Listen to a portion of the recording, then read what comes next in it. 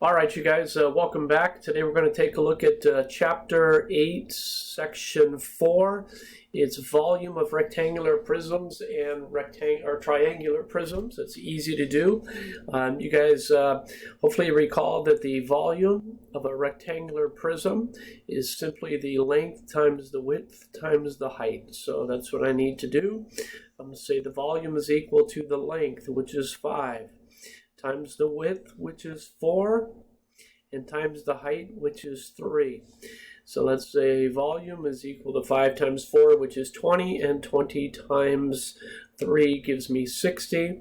So this is going to be 60 centimeters. Since I'm dealing with volume, I'm going to go ahead and cube my answer. Okay.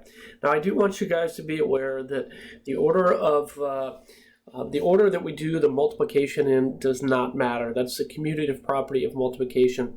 So you guys can see that if I did 3 times 5 and then got a 15 and 15 times 4, I'm still going to get a 60.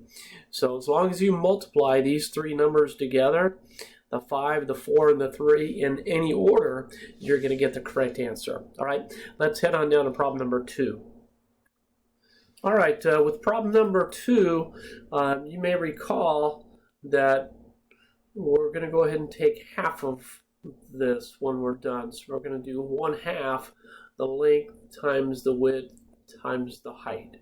So let's go ahead and say volume is equal to 1/2. And really what I'm going to do, you guys, is just divide everything by 2 at the end. So the length is going to be 8. The width is going to be 9. And then the height is going to be 6. So let's go ahead and do 8 times 9 times 6, and that's going to give me 432. So we're just going to go ahead and do half of 432. And when I do half of 432, I'm going to go ahead and get 216. So the volume is equal to 216 feet. And it's cubed. Now, in this problem here, I want you guys to be aware that you could have just done half of 6 at the beginning and got yourself a 3. So you could take half of the 6, and then you can get your 3, and then you can do 3 times 8 times 9. You can take half of 8 if you wanted to and end up with a 4, and then do 4 times 9 times 6. There's just so many different ways you can do that. For you guys, I don't know, if you're just getting started off with this, maybe you want to go ahead and just multiply straight across and then divide by 2. Okay? Let's go ahead and move on down to problem number 3.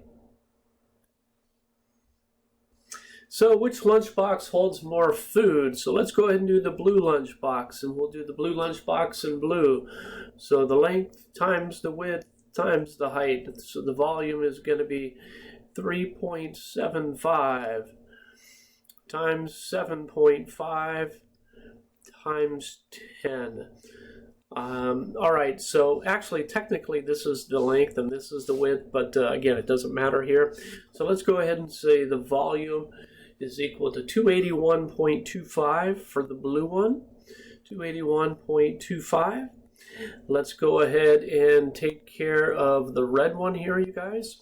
And then again, you guys, that's we don't want to forget this here. That's inches to the 3rd power. So the red mailbox, same thing. We're just going to say the volume is equal to the length, which is 8, times the width, which is 3.75, times the height, which is 9.5. And we're going to multiply that straight across, and we're going to get a volume of 285. So volume of 285, it is inches, and it is squared. So if your mom's packing good lunch, good food for your lunch, I'm saying this is the lunchbox you want, right? It's got more. But I don't know, I'm not a big fan of Brussels sprouts. If you guys are, great. But if my mom, if I was a kid, my mom was packing Brussels sprouts, I'd be like, yeah, you can give me this lunchbox here, or even a smaller one if you want to. But in any case, you guys, that's it for Chapter 8-4. Really easy to do. If you have any questions, if you're in class, just go ahead and raise your hand. If you're outside of classroom, just drop me or any of your other teachers a School Loop email. All right? Good luck, and I'll see you guys soon.